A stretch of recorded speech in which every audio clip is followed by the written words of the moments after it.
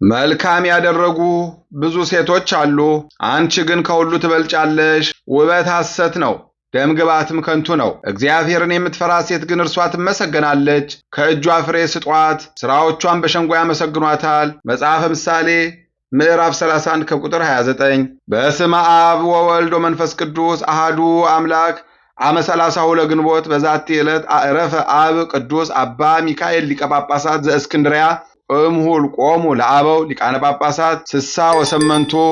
አንድ አምላክ በሚሆን በአብ በወልድ በመንፈስ ቅዱስ ስም ግንቦት 30 በዚች ቀን ለአባቶች ሊቃነ ጳጳሳት 68ኛ የሆነ የእስክንድርያ ሊቀ ጳጳሳት ቅዱስ አባት አባ ሚካኤል አረፈ።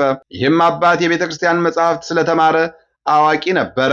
በልቡም አጠናቸው፣ በቃሉም አጠናቸው። ከዚህም በኋላ ንጽሕት ሰውነቱ ከአምላክ በተገኘ የምንኩስና መንገድ በመጋደል ክብር ይግባውና የክርስቶስ ጭፍራ ልትሆን ወደደች። ወደ አስቄጥስም ገዳም ሂዶ በውስጡ ብዙ ዓመታት ኖረ። ቅስናም ተሾመ። ከዚህም በኋላ በግብፅ አገር ወዳለ ወደ ሰንጋር ወጣ። በዚያም በዋሻ ውስጥ ራሱን እስረኛ አድርጎ 40 ዓመት ኖረ። ከዚያም የሚበዛ ኖረ። በዚያም ዋሻ ውስጥ ታላቅ ተጋድሎን ተጋደለ። የትሩፋቱ የጽድቁና የእውቀቱ ወሬ በተሰማ ጊዜ በእስክንድርያ ሀገር ሊቀ ጵጵስና ይሾሙት ዘንድ ኤጲስቆጶሳት ተስማሙ። ወዲያውኑ ይዘው በወንጌላዊ ማርቆስ ወንበር ላይ ሊቀ ጵጵስና ሾሙት። በተሾመም ጊዜ በጎ አካሄድን ሄደ። የዚህን ዓለም ጥሪት ሁሉ ንቆ ተወ። ከሚገባውም ከሚያመጡለት ገጸ በረከት 1 ዲናር ወይም አላድ ጥሪት አድርጎ አላኖረም። ከእርሱም በየጥቂት እየተመገበ የቀረውን ለድሆችና ለጦማዳሪዎች ይሰጣል። ለአብያተ ክርስቲያናትም ለነዋያተ ቅድሳትና ለቅዱሳት መጻሕፍት መግዣ ያደርገዋል። ሕዝቡንም ያስተምራቸውና ይገሥጻቸው ይመክራቸውም ነበረ።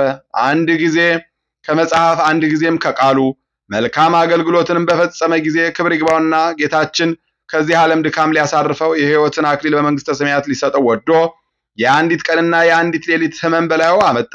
ከቶ አልተናገረም። በሚሞትበትም ጊዜ ክብር ይግባውና ጌታችንን አመሰገነው። ፊቱንም በመስቀል ምልክት አማተበ። ነፍሱንም ክብር ይግባውና በእግዚአብሔር እጅ ሰጠ። መላ ዕድሜው 90 ዓመት ከ8 ወር ነው። ለእግዚአብሔር ምስጋና ይሁን። እኛንም በዚህ አባት ጸሎት ይማረን፣ በረከቱም ከኛ ጋር ትኑር ለዘላለሙ አሜን። በዚህች ዕለት ከ72ቱ አርድእት አንዱ ሐዋርያ ቆሮስ አረፈ። ይህም ቅዱስ ጌታችንን በሚያስተምርበት ወራት 3 ዓመት አገልግሎታል። ከዕርገቱ በኋላ ሐዋርያትን አገልግሏቸዋል። ከእሳቸውም ጋር መንፈስ ቅዱስን ተቀበለ። ከዚህም በኋላ ከሐዋርያ ጳውሎስ ጋር በመሆን መልእክቶቹን ወደ ብዙ አገሮች ተሸክሞ በመውሰድ አገለገለው። ከአይሁድና ከአሕዛብ ብዙዎቹን አስተምሮ የክርስትና ጥምቀትን አጠመቃቸው። ከዚህም በኋላ በምስራቅ ወዳሉ ሀገሮች ሄደ። ከምኩራቦችም ብዙ መከራ ደርሶበት ነበረ። ለእግዚአብሔር ምስጋና ይሁን፣ በረከቱ ከኛ ጋር ትኑር ለዘላለሙ አሜን። በዚህች ዕለት ተጋዳይ የሆነች ፍትወተ ሥጋን ድል ያደረገች በበጎ ሥራዋ እግዚአብሔርን ደስ ያሰኘች ቅድስት አርዋ አረፈች። በረከቷ ከኛ ጋር ይኑር ለዘላለሙ አሜን። በዚህች ዕለት የሰማዕት ዲማዲስ መታሰቢያ ነው። በረከቱም ከኛ ጋር ትኖር ለዘላለሙ አሜን።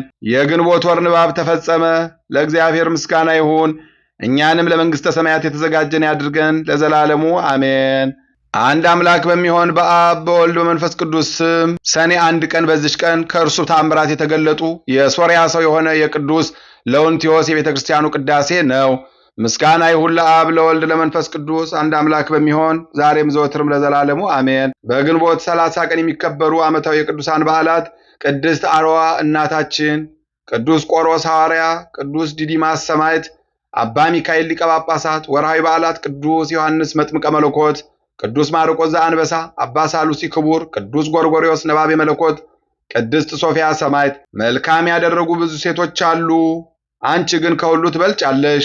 ውበት ሐሰት ነው፣ ደምግባትም ከንቱ ነው። እግዚአብሔርን የምትፈራ ሴት ግን እርሷ ትመሰገናለች። ከእጇ ፍሬም ስጧት፣ ሥራዎቿን በሸንጎ ያመስግኗት። መጽሐፈ ምሳሌ ምዕራፍ 31 ከቁጥር 29። የሰማነውን በልቦናችን ያሳድርብን። ከቅዱሳን አባቶቻችን ከቅዱሳት እናቶቻችን በረከት ረድኤት ያሳትፈን። ይቅርታውን ቸርነቱን ያርቅብን። በጸሎታቸው አስቡን አትርሱን ያሉትን በያሉበት ያስብልን። ከመከራ ሥጋ ከመከራ ነፍስ ይሰውረን። ከቅዱሳን ሐዋርያት በረከት ረድኤት ያሳትፈን። ወርሃ ጾሙን በሰላም እንዳስጀመረን በሰላም እንዲያስፈጽመን የአምላካችን ቅዱስ ፈቃድ ይሁንልን።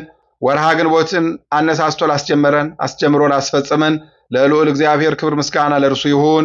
እንዲሁ ደግሞ ወርሃ ሰኔን በሰላም አስጀምሮ በሰላም እንዲያስፈጽመን ሰላም፣ ፍቅር፣ አንድነት እንዲሰጠን የአምላካችን ቅዱስ ፈቃድ ይሁንልን። እንበል አቡነ ዘበሰማያት ይትቀደስ ስምከ ትምጻእ መንግሥትከ ወይኩን ፈቃድከ በከመ በሰማይ ኢየሱስ ክርስቶስ ከመ ይስረይ ለነ ኃጣውኢነ ተማኅፀነ ብከ ኃይለ እግዚአብሔር አብይ ኦ እግዚእ ኢየሱስ ክርስቶስ ስራይ ኃጢአቴ ወኃጢአተ ኩሉ ሕዝብከ እማሰረ ኃጢአት እግዚአብሔር ይፍታ። እግዚአብሔር ይባርክ። ሰላም ያሳደረ ሰላም ያውለን፣ ሰላም ያዋለ ሰላም ያሳድረን። ይቆየን።